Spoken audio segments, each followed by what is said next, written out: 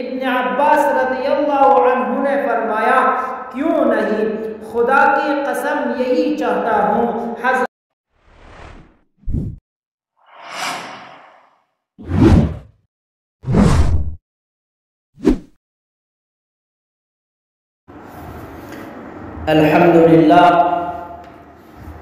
الحمدللہ وکفا وسلام علی عباده الذین اصطفى اما بعد قال اللہ تبارک وتعالی فی محکم کتابه وهو اصدق القائلین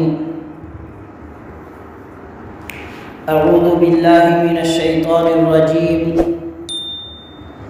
بسم اللہ الرحمن الرحیم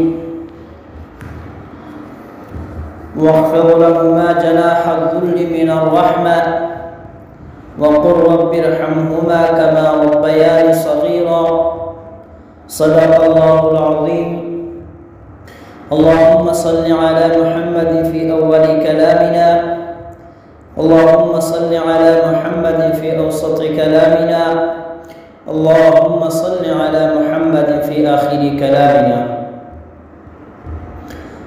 محترم ناظرین، السلام علیکم ورحمۃ اللہ وبرکاتہ۔ امید کرتا ہوں سب خیریت سے ہوں گے۔ آج گفتگو کے لیے جس عنوان کو انتخاب کیا گیا وہ ہے والدین کے حقوق میں سے پانچواں حق۔ والدین کے حقوق میں سے پانچواں حق ہے ماں باپ کا ادب اور احترام کرنا۔ کوئی بھی ایسی بات یا حرکت نہ کرنا جو ان کے احترام کے خلاف ہو۔ قرآن میں اللہ تعالیٰ کا ارشاد ہے وَقُلْ لَهُمَا قَوْلًا كَرِيمًا، ماں باپ سے خوب عزت کے ساتھ بات کرو۔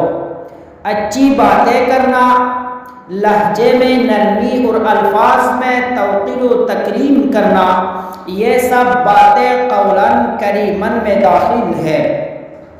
حضرت زبیر بن محمد رحمہ اللہ نے قولاً کریماً کی تفسیر کرتے ہوئے فرمایا کہ اذا دعواک فقل لبیکما وسعدیکما، یعنی جب تیرے ماں باپ تجھ کو بلائیں تو کہنا کہ میں حاضر ہوں اور تعمیری ارشاد کے لیے حاضر ہوں، حکم کریں۔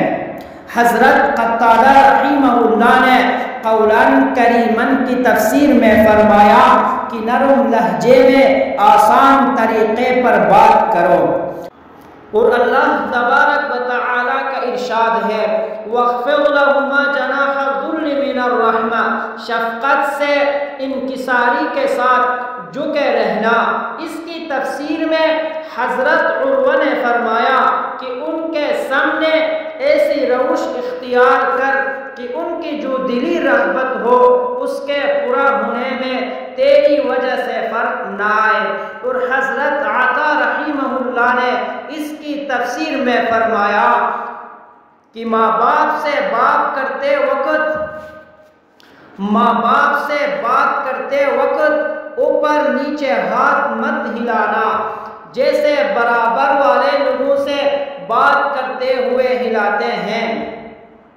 ایک مرتبہ حضرت عبداللہ بن عمر رضی اللہ عنہما نے حضرت ابن عباس رضی اللہ عنہ سے پوچھا کہ کیا آپ یہ چاہتے ہیں کہ جہنم سے دور رہیں اور جنت میں داخل ہو جائیں؟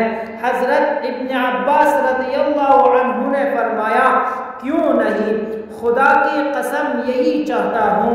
حضرت عبداللہ بن عمر رضی اللہ عنہما نے فرمایا آپ کی والدین زندہ ہیں؟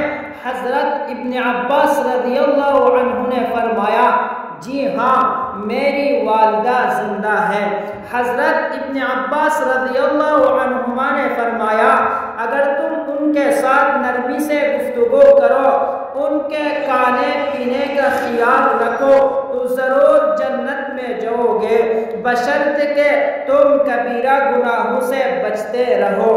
حضرت ابو ہریرہ رضی اللہ عنہ نے ایک بار دو آدمیوں کو دیکھا، ایک سے پوچھا کہ یہ دوسرا کون ہے؟ اس نے کہا کہ یہ میرے والد ہے۔ تو آپ رضی اللہ عنہ نے فرمایا کہ نہ ان کا نام لینا اور نہ ان کے آگے چلنا اور نہ کبھی ان سے پہلے بیٹھنا۔ اللہ تعالیٰ سے دعا ہے